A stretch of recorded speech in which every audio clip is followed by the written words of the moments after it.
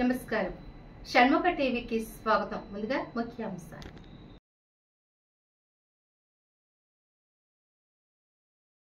శైవ క్షేత్రాలలో కార్తీక దీపకాంతులు మూడవ సోమవారం కావడంతో వైభవంగా పలివెల శ్రీ ఉమా కుప్పేశ్వర స్వామి క్షేత్రంలో భక్తుల రద్దీ.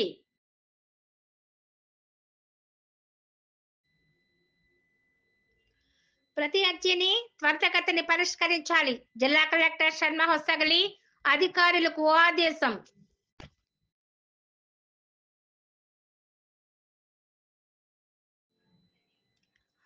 కుతుకులూరులో పుల్లగం తిరుమల తిరుపతి వెంకటేశ్వరరెడ్డి తండ్రి సోరెడ్డి వర్ధంతి సందర్భంగా ఏర్పాటు చేసిన వైద్య శిబిరాన్ని ప్రారంభించిన ఆనపర్తి ఎమ్మెల్యే నల్లమిల్లి.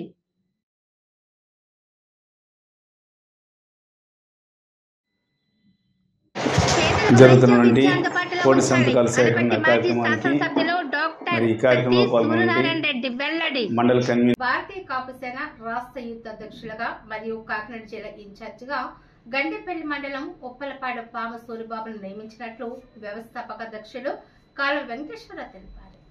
భారతీయ కాపు సేన రాష్ట్ర యువత అధ్యక్షులుగా కాకినాడ జిల్లా ఇన్ఛార్జిగా పాము సూరిబాబు నియమితులయ్యారు. ఈ సందర్భంగా ఆదివారం పాము సూరిబాబుకు భారతీయ కాపు సేన వ్యవస్థాపక జాతీయ అధ్యక్షులు కాలువ వెంకటేశ్వరరావు నియామక పత్రం అందించి ఘనంగా సత్కరించి శుభాకాంక్షలు తెలిపారు. అనంతరం జరిగిన మీడియా సమావేశంలో జాతీయ అధ్యక్షులు కాలువ వెంకటేశ్వరరావు మాట్లాడుతూ కాపు రిజర్వేషన్ కోసం తాము వలపెరుగని పోరాటం చేస్తామన్నారు. కాపు రిజర్వేషన్ రుణాలు నిజమైన కాపులకు అందేలా చూస్తామన్నారు.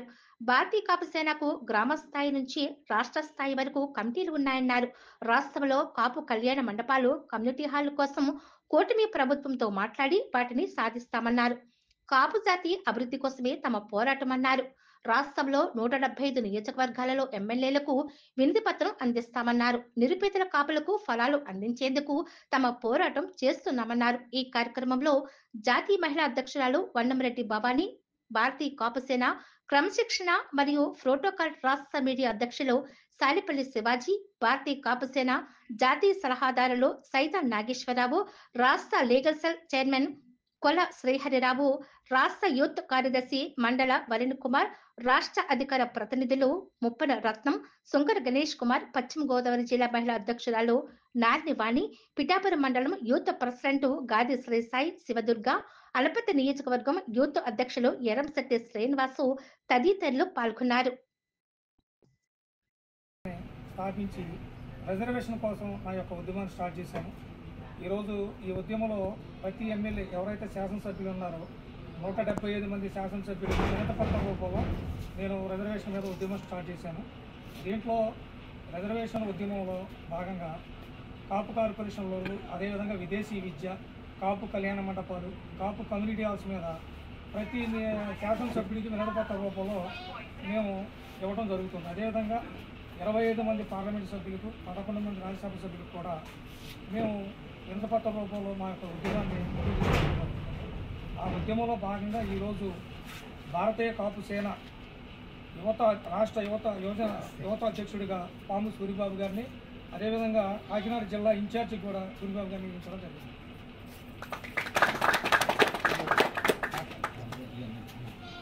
నమస్కారం అండి. అలాగే మన జాతీయ కాపు సేన వ్యవస్థాపకులు మన కాళ వెంకటేశ్వరరావు గారికి, అలాగే భవానీ గారికి ముందుగా ధన్యవాదాలండి. నాకు రాష్ట్ర యూత్ అధ్యక్షులుగా కాపు సేనలో వేయడం చాలా ఇదిగా ఉందండి. మన కన్నా గారికి కూడా ప్రత్యేక ధన్యవాదాలండి, భవానీ గారికి. కాపులకి రావాల్సిన రిజర్వేషన్లు కాపులు చెప్పుకోవడానికే తప్ప మనకి కాపులకు ఒరిగింది ఏమీ లేదు. ఏ రాజకీయం వచ్చినా సరే అధికారంలోకి కాపులు చూసేవాళ్ళు ఎవరు లేరండి చెప్పేవరకు అండి. మంచిగా మనకి కాపు రిజర్వేషన్లో చెప్పారు, వచ్చిన వాళ్ళు అలా చెప్తూ ఉన్నారండి. ఏ రాజకీయం వచ్చినా సరే ఇస్తా అంటున్నారు తప్ప ఎవరికి ఇస్తలేదండి. 15 నుంచి 16% ఉన్న కాపులకి ఏమీ రావడం లేదండి. కాపులు అంటున్నారండి, అయ్యి అంటున్నారు, ఇవి అంటున్నారు తప్పండి. మేము పల్లకిలు మోయినాకే తప్ప రాజకీయంగా ఎవరిని కూడా ఇది చేస్తలేదండి. కాపులు వెనకబడిపోయి ఉన్నారండి. కాపుల్లో చాలా మంది నిరుపేదలు ఉన్నారండి. కాపులు చేస్తా అంటున్నారు తప్ప ఎవరు ఏం చేయలేకపోతున్నారండి. దీని గురించి పోరాటం చేస్తున్నామండి. మన కన్నగారు మీ అందరూ కలిసండి. కన్నగారు చెప్పినట్టు 170 నియోజకవర్గాల్లో కూడా కాపులకి కావాల్సింది రిజర్వేషన్ పోరాటం చేస్తామండి. విదేశీ విద్య కాదు, ఇదే కాదు, ఇంకా చాలా ఉన్నాయండి. పై కూడా మన కన్నగారితో కలిసి మీ ప్రతి నియోజకవర్గం కూడా ఎమ్మెల్యేని కలిసి ఈ ఉద్యమాన్ని సాగిస్తామని అందరికీ నమస్కారం చేస్తాం. శైవ క్షేత్రాలలో కార్తీక దీప కాంతులు కార్తీక మాసం 3వ సోమవారం కావడంతో పలివెల శ్రీ ఉమా కొప్పేశ్వర స్వామి క్షేత్రంలో భక్తులు పోటెత్తారు. ముక్కంటిని దర్శించుకునేందుకు తరలి వచ్చిన భక్త కోటితో ఓం నమ శివాయ మంత్రం అని ఆలయాల్లో ప్రతిధ్వనించింది. కొత్తపేట మండలంలోని పలివెల శ్రీ ఉమా కొప్పేశ్వర స్వామి వారి దేవాలయంలో వేకువజాము నుండి పెద్ద సంఖ్యలో భక్తులు ఆలయానికి చేరుకుని శివయ్యకు పంచామృతాలతో విశేష అభిషేకాలు నిర్వహించి ప్రత్యేక పూజ కార్యక్రమాలలో పాల్గొన్నారు. మహిళా భక్తులు భక్తి శ్రద్ధలతో ఆలయ ప్రాంగణంలో కార్తీక దీపాలను వెలిగించి వారి మొక్కులను తీర్చుకున్నారు. భక్తుల రద్దీని దృష్టిలో ఉంచుకొని ఆలయ ఈవో పి కామేశ్వరరావు పర్యవేక్షణలో సిబ్బంది ఎలాంటి తోపులాట జరగకుండా సులువుగా దర్శనం లభించేలా ప్రత్యేక క్యూ లైన్లు ఏర్పాటు చేసి పటిష్టమైన సేవలు అందించారు. భక్తుల సహకారంతో ఏర్పాటు చేసిన నెల రోజుల పాటు ప్రసాద వితరణ కార్యక్రమంలో తోట వెంకట్రావు ఆధ్వర్యంలో నిరాటంగా కొనసాగుతుంది.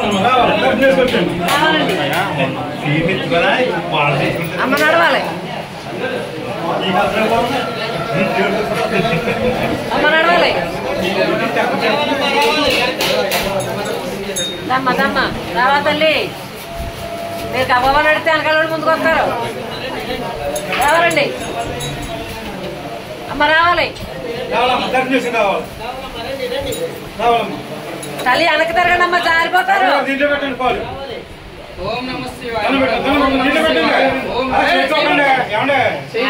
తెలుసు రోజు వస్తారని లోపల ముందు చూస్తున్నారండి.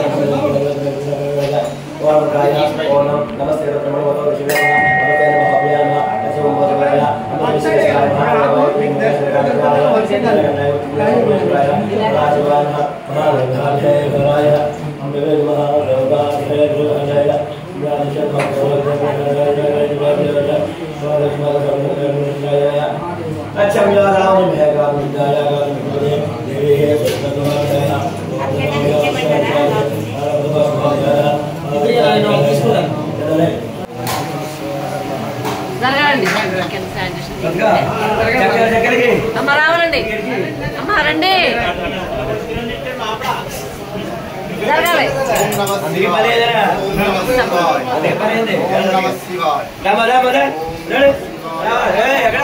అమ్మా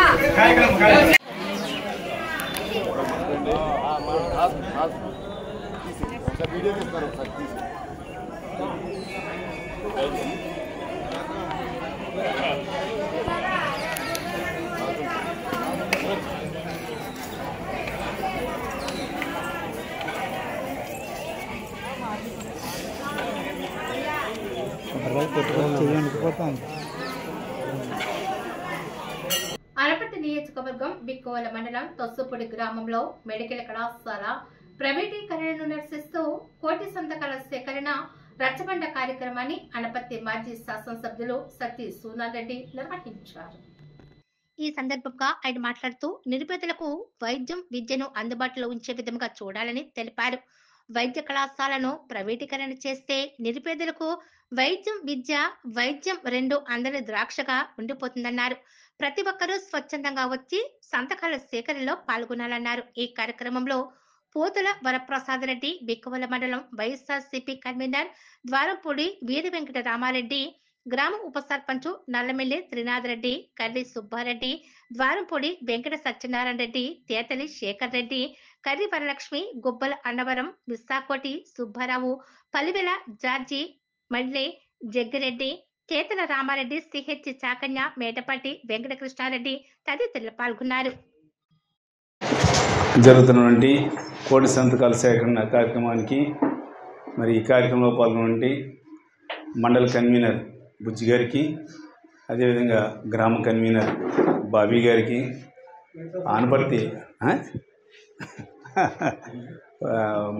ఆనపర్తి మార్కెట్ కమిటీ మాజీ చైర్మన్ కృష్ణారెడ్డి గారికి, వరలక్ష్మి గారికి, తమ్మి గారికి, మిగతా పెద్దలకు అందరికీ కూడా, మాజీ సభ్యులు సుబ్బారావు గారికి, అదేవిధంగా అన్నారం గారికి, మిగతా పెద్దలకు అందరికీ కూడా ముందుగా సుబ్రెడ్డి గారు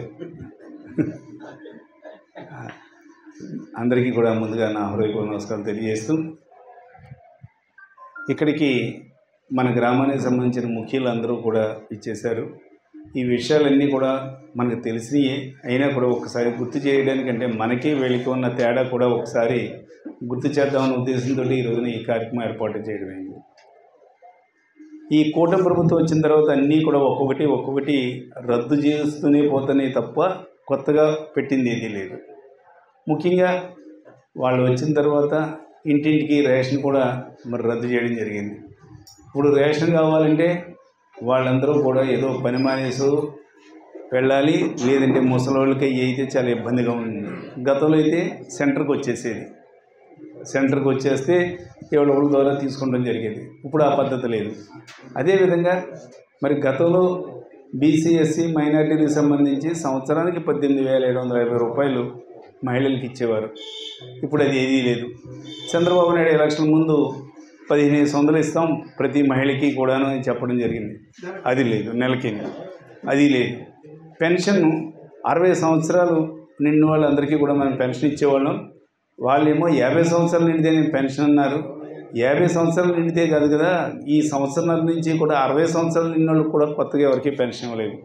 వాళ్ళకి కావాల్సిన వాళ్ళకి ఎవరికో అరాకొర ఎక్కడైనా ఇచ్చారేమో తప్ప మామూలుగా ఇవ్వలేదు. అదే కాకుండా వితంతువులకి ముఖ్యంగా మన హయాంలో అయితే మరి భర్త చనిపోయిన 3 నెలలనే పెన్షన్ వచ్చేసేది. ఇప్పుడు భర్తకి ఏమైనా పెన్షన్ వస్తూ చనిపోతేనే ఆ పెన్షన్ భార్యకి ఇస్తున్నారు తప్ప కొత్తగా భర్త చచ్చిపోయిన వాళ్ళు ఎవరికి కూడా పెన్షన్ లేదు. అదేవిధంగా అగ్రవర్ణాలకు సంబంధించి రెడ్లు కానీ, లేదంటే కాపులు కానీ, కమ్మోరు కానీ, బ్రాహ్మణులు కానీ, వయసులు కానీ, రాజులు కానీ, వీళ్ళకి కూడా ఆడవారికి 15,000 సంవత్సరానికి వచ్చేది. 35 నుంచి 45 నుంచి 60 సంవత్సరాల మధ్య వాళ్ళకి అది లేదు. అంటే ఒక్కొక్కటి రద్దు. అంతేకాకుండా రైతాంగానికి సంబంధించి ముఖ్యంగా మరి జగన్మోహన్ రెడ్డి గారు హయాంలో ఏ రైతు కూడా ₹1 కూడా ప్రీమియం కట్టకుండా ప్రభుత్వమే ప్రీమియం కట్టేసేది. రైతులు ఊరంతా కూడా గవర్నమెంటే కట్టేసేది. కానీ ఈ రోజున అలా కాదు. ఎవరైతే ప్రీమియం కట్టారో వాళ్ళకే ఇన్సూరెన్స్ వస్తుందంటున్నారు. 100కి 10-15 రోజున ఇన్సూరెన్స్ కూడా మొన్నే ఇప్పుడు చూసాం. మరి పంట నష్టం ఏ రకంగా ఉందా అన్నది అది లేదు. అంతేకాకుండా మరి సంవత్సరానికి రైతు భరోసా కింద 13,500 వచ్చేది. వీళ్ళేమో చంద్రబాబు నాయుడు అప్పుడంటేమో ఈ కేంద్ర ప్రభుత్వం సంబంధం లేకుండానే 25,000 అన్నదాత సుఖీబాబు కింద నేను ఇస్తానన్నాడు. అంటే 40,000 ఇవ్వాలి 2 సంవత్సరం కూడా అయిపోతుంది. కానీ ఒక్క 5,000 మాత్రమే ఇవ్వడం జరిగింది. అంటే అదే కాకుండా పెట్టుబడి నష్టం, ఇన్పుట్ సబ్సిడీ, ఇటువంటి టైంలో పంటలు నష్టపోతే జగన్మోహన్ రెడ్డి గారు ఎకరానికి ఇంతని పంట నష్టం వేసేవారు. ఇప్పుడు అది వేస్తారో లేదో కూడా ఇంకా తెలియదు. అది కూడా ఏదో కేంద్ర ప్రభుత్వం ఇస్తే ఆ డబ్బు మనకి ఇస్తారట, లేదంటే అది కూడా లేదన్నట్టుగానే చెప్తున్నారు. ఎంతవరకు అన్నది కూడా తెలియదు. అంటే ఈ రకంగా రైతులకి ఉపయోగం లేకుండా పోయింది. అదేవిధంగా పేదలకి సంక్షేమ పథకాలు అందకుండా పోయింది. అందుగురించే ఈ రోజున ప్రభుత్వం అంటే కూడా అందరికీ కూడా వ్యతిరేకత వచ్చింది. మరి మీ అందరికీ కూడా తెలుసు. మీ గ్రామమే చూసుకోండి. ఉదాహరణకి గడపకు తిరిగాం, ప్రతి ఇంటికి కూడా వెళ్ళాం. వాళ్ళ మన పార్టీ అన్న అపోజిషన్ అన్నా కూడా అందరి ఇళ్ళకి వెళ్ళి మా హయాంలో నీకు ఈ పథకం ఇచ్చాం, ఈ సంక్షేమ పథకం ఇచ్చాం, ఇంత అమౌంట్ వచ్చిందని మనం ధైర్యంగా చెప్పగలిగాం. కానీ వాళ్ళు సంవత్సరం తర్వాత వాళ్ళు మన ఇంటికి మన ప్రభుత్వానికి ఏదో కార్యక్రమం చేశారు. గంటన్నరలో ఊరైపోయింది. ఏ ఊరన్నా చూడండి, గంటన్నర కంటే ఎక్కువ తిరగలేకపోయారు. కారణం ప్రతి ఇంటికి వెళ్తే మాకు ఆ పథకాలు రావట్లేదు, ఈ పథకాలు రావట్లేదు అని నిలదీస్తారు. కాబట్టి వాళ్ళకు సంబంధించిన ఇళ్ళ దగ్గరికి వెళ్ళి ఫోటోలు తీసుకుని పెట్టుకుని వెళ్ళిపోయారు తప్ప ఇంటింటికి తిరగలేకపోయారు. అంటే వాళ్ళకి మనకి కూడా తేడా చూడండి. అంటే మనం ఇచ్చాం ఆ రోజు, అందుగురించి ధైర్యంగా వెళ్ళగలిగాం. అంతేకాకుండా మరి ఈ రకంగా ఈ సంక్షేమ పథకాలు, ఈ స్కీములన్నీ కూడా రద్దు చేయడమే కాకుండా మళ్ళీ కొత్తగా జగన్మోహన్ రెడ్డి గారి టైంలో 17 మెడికల్ కాలేజీలు, అంటే మీకు కూడా అంటే ఒకసారి అర్థమవుతుందని క్లియర్గా దీనిపైన మాట్లాడుతున్నాను. 17 మెడికల్ కాలేజీలు పెట్టడం జరిగింది. 17లోనూ 10 అయితే నిర్మాణాలు పూర్తయినాయి, 7 అయితే ఇంకా స్టార్టింగ్ స్టేజ్లోనే ఉన్నాయి. అంటే ఒక మెడికల్ కాలేజీ పెడితే దానివల్ల ఎవరైతే పేదవాళ్ళు ఉన్నారో వాళ్ళ పిల్లలు డాక్టర్ చదవాలంటే అందులో ఫ్రీగా సీట్ వస్తుంది. డబ్బున్నవాడైతే 1 కోటి రూపాయలన్నా 2 కోట్లన్నా ఎక్కడన్నా కట్టి వాళ్ళు వెళ్ళగలరు. కానీ పేదవాడు తెలివైనవాడైనా కూడా ప్రైవేట్ కాలేజీల్లో అంత డబ్బు ఖర్చు పెట్టి చదవలేడు. అదే గవర్నమెంట్ కాలేజీ అయితే ఫ్రీగా వస్తుంది. అందుగురించే 17 మెడికల్ కాలేజీలని ఆయన పెట్టడం జరిగింది. అంతేకాదు ఈ 17 మెడికల్ కాలేజీలు ఎప్పుడైతే ఉన్నాయో మరి మన కాకినాడలో ఉంది ఓ మెడికల్ కాలేజీ ఉంది, దానికి సంబంధించిన గవర్నమెంట్ హాస్పిటల్ ఉంది, పెద్ద హాస్పిటల్. దీంతో ఏమైంది, ప్రతి పేదవాడికి కూడా ఎక్కడ దిక్కు లేకపోయినా కానీ గవర్నమెంట్ హాస్పిటల్కి అక్కడికి వెళ్ళి వైద్యం చేయించుకోవచ్చు. కానీ చంద్రబాబు నాయుడు అది ప్రైవేట్ వాళ్ళకి ఇచ్చేస్తానని చెప్తున్నాడు. దానివల్ల ఏమవుతుందంటే ఈ ఫ్రీ సీట్ అన్నది పేదవాడికి ఈ 17 కాలేజీల్లో ఉండదు. ఇది ఒక ఎత్తు అయితే ఇప్పుడు గవర్నమెంట్ హాస్పిటల్ ఉంది కాకినాడ హాస్పిటల్, ఫ్రీ కాబట్టి ఏ దిక్కు లేనివాడు ఎక్కడ జాయిన్ చేసుకోకపోయినా కానీ అక్కడ జాయిన్ చేయించుకుంటున్నాడు. కానీ అదే ప్రైవేట్ వాడి చేతికి వెళ్తే చూసినందుకు ఎంత అంటారు, ఆపరేషన్కి ఎంత అంటారు, మంచం ఛార్జీ అన్నీ కూడా ఛార్జీలు వసూలు చేస్తారు. అంటే పేదవాడికి ఇటు వైద్యం దూరం అవుతుంది, అటు విద్య దూరం అవుతుంది. అందుగురించే జగన్మోహన్ రెడ్డి గారు ఇది ఎట్టి పరిస్థితుల్లోనూ కూడా ప్రైవేట్ పరం కాకూడదని చెప్పినా కూడా చంద్రబాబు నాయుడు తనకు సంబంధించిన వాళ్ళకి ఇవ్వడానికి రెడీ అయిపోయాడు, ఈ కాలేజీలన్నీ వాళ్ళకి కట్టబెట్టడానికి. దాని గురించే 1 కోటి మంది చేత సంతకాలు సేకరించి గవర్నర్ గారికి ఇస్తే ప్రజల్లో ఇంత తిరుగుబాటు ఉందని అప్పుడైనా చంద్రబాబు నాయుడు మనసు మారి ఈ ప్రైవేట్ కాలేజీలు గవర్నమెంట్ పరంగానే వండిస్తామని మరి అంటారన్న ఉద్దేశంతో ఈ కార్యక్రమం చేపట్టడం జరిగింది. ఇది చెయ్యకపోతే ఒక్కసారి ప్రజా ఫిర్యాదుల పరిష్కార వేదిక కార్యక్రమంలో అందిన అర్జీలను నిర్ణీత గడువులుగా పరిష్కరించాలని జిల్లా కలెక్టర్ షణ్మోహన్ సగిలి అధికారులను ఆదేశించారు. జిల్లా స్థాయి పీజీఆర్ఎస్ కార్యక్రమం సోమవారం కాకినాడ కలెక్టరేట్ వివేకానంద హాల్లో నిర్వహించారు. ఈ కార్యక్రమంలో జిల్లా collector Shanmohan Sagili, DRO Venkatrao, housing PD NV B Satyanarayana, CPO P Trinath, BC corporation AD A శ్రీనివాసులతో కలిసి హాజరై కాకినాడ జిల్లా నలుమూల నుంచి వచ్చిన ప్రజల నుంచి వినతులను, అర్జీలను స్వీకరించారు. ఈ అర్జీలను ఆయా శాఖల అధికారులకు సూచిస్తూ వాటిపై సత్వరం సమగ్రమైన విచారణ చేపట్టి తగిన పరిష్కారం అందించాలని అధికారులు ఆదేశించారు. ఈ సందర్భంగా వారు మాట్లాడుతూ ప్రతి సోమవారం ప్రజా ఫిర్యాదుల పరిష్కార కార్యక్రమాన్ని రాష్ట్ర ప్రభుత్వం ప్రతిష్టాత్మకంగా నిర్వహిస్తుందన్నారు. ఈ కార్యక్రమంలో అందిన దరఖాస్తులు, అర్జీలను క్షుణ్ణంగా పరిశీలించి నిర్ణీత గడువులోగా పరిష్కరించాలన్నారు. ఆయా శాఖలలో నమోదైన అర్జీలపై అధికారులు ప్రత్యేక దృష్టి సారించాలన్నారు. జిల్లా స్థాయి అధికారి ఆడిట్ చేసి నివేదిక పంపించిన తరువాత వాటిని రాష్ట్ర స్థాయిలో ఆడిట్ కి పంపించడం జరుగుతుందని వారు తెలిపారు. ఈ కార్యక్రమంలో వివిధ శాఖల జిల్లా స్థాయి అధికారులు, కలెక్టరేట్ విభాగాల అధిపతులు తదితరులు పాల్గొన్నారు.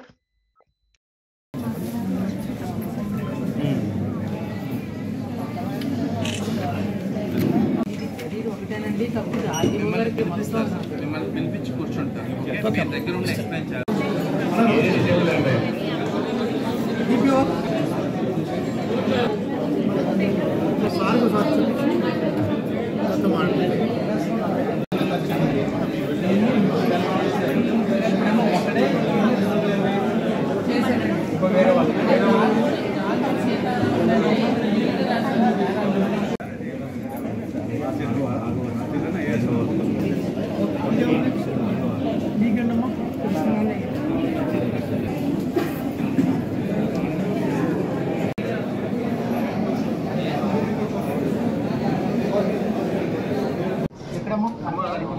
ఐడియా ఉందండి. ఒకసారి రెవెన్యూ దానికి సంబంధించిన కొంచెం హ్యాపీగా ఉంది. సో ఒకసారి మేడం డిసిప్లిన్స్ ఒకసారి కూర్చొని ఏం చేయించినాము చూపించారు. 5 days శానిటరీ డీటెయిల్స్ అందరూ ఏదో అడిగారు.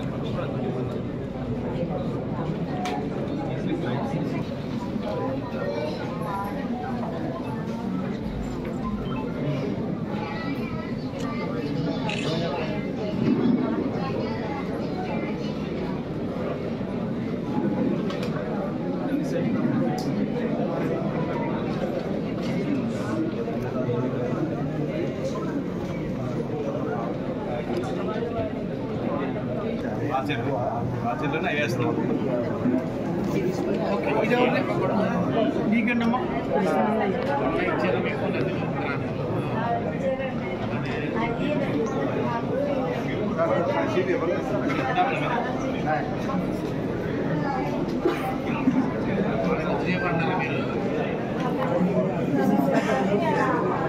ఎవరు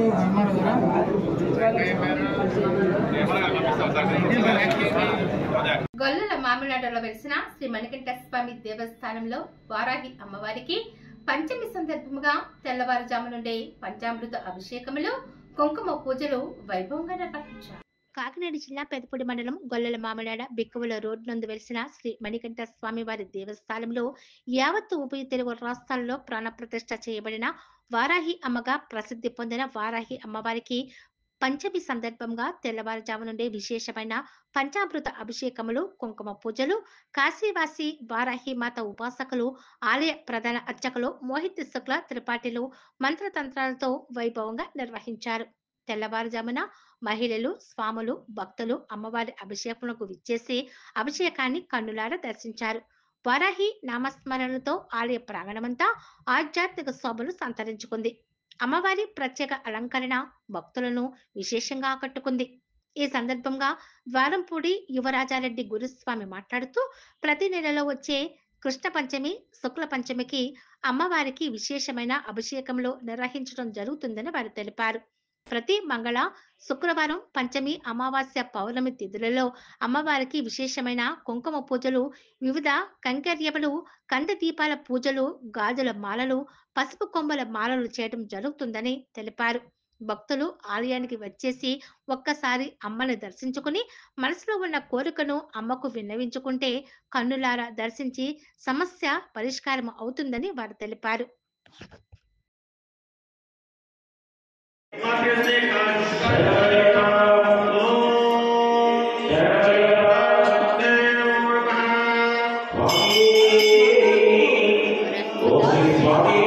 జై జై జై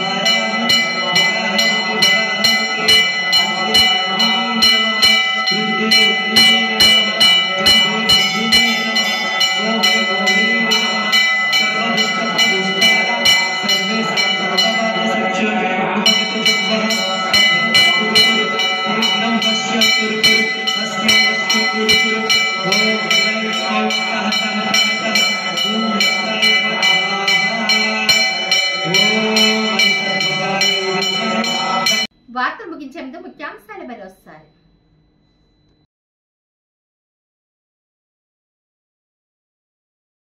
శైవ క్షేత్రాలలో కార్తీక దీపకాంతులు 3వ సోమవారం కావడంతో వైభవంగా పలివెల శ్రీ ఉమా కుప్పేశ్వర స్వామి క్షేత్రంలో భక్తుల రద్దీ.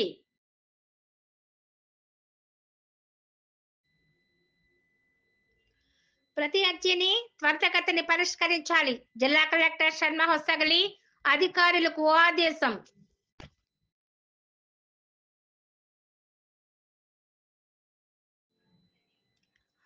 కుతుకులూరులో పుల్లగం తిరుమల తిరుపతి వెంకటేశ్వర రెడ్డి తండ్రి సోదరెడ్డి వర్ధంతి సందర్భంగా ఏర్పాటు చేసిన వైద్య శిబిరాన్ని ప్రారంభించిన ఆనపర్తి ఎమ్మెల్యే నల్లమిల్లి.